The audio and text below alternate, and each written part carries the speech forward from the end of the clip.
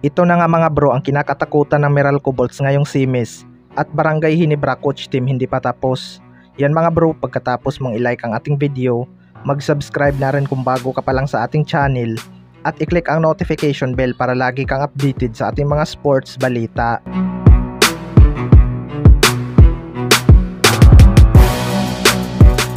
So nakita na nga natin ang ginawang adjustment ni Coach Tim Con mga bro. Surprising nga ito para sa Meralco Bolts na naging starting unit ang dalawang veterano ng Barangay Ginebra at naging effective sa laban. Dinaig na ni Stanley Pringle at El Tenorio ang mga batang player ng Meralco Bolts. Hindi na nga pinagsimula si Ralph mga bro dahil laging ang kinakain ni Alin Maliksi ang kanyang dipinsa, kaya nahihirapan ang Barangay Ginebra makasabay. Alam naman natin na sa 3-point area lang talaga effective ang laro ni Ralph. Kapag ito na dipinsahan ng maganda, panigurado wala talagang mga open shot na makukuha itong si Ralph. Hindi nga gaano sumasalaksak itong si Ralph mga bro at nakita nga ng Meralco Bolts ang kanyang kahinaan. Kaya malaking bagay talaga ang ginawang adjustment ni Coach Tim Con.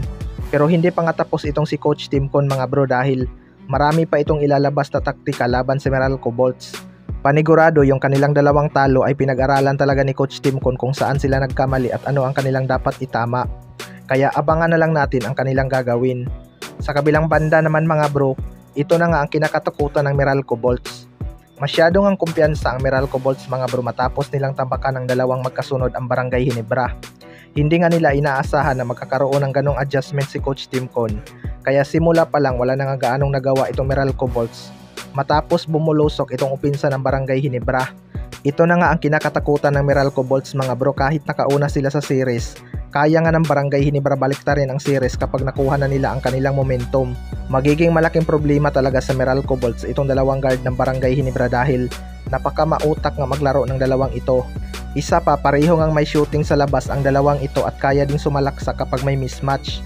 Importante nga sa dalawang koponan na ito ang Game 5 mga bro dahil kung sino ang manalo, panigurado malaki ang chance na makakalaban ang SMB sa finals. Kailangan nga makagawa ng paraan ang Meralco Bolts kung gusto nilang makabawi sa Barangay Ginebra dahil maraming ang alas itong si Coach Tim Con. Magaling din itong mag-experiment ng player kapag hindi effective ang kanyang rotation.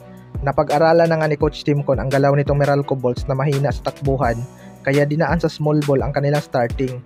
Panigurado magiging physical talaga itong Game 5 mga bro dahil kapag natalo do or die game na nga ang isa sa kanila sa Game 6. Kayo mga bro, ano masasabi nyo tungkol dito?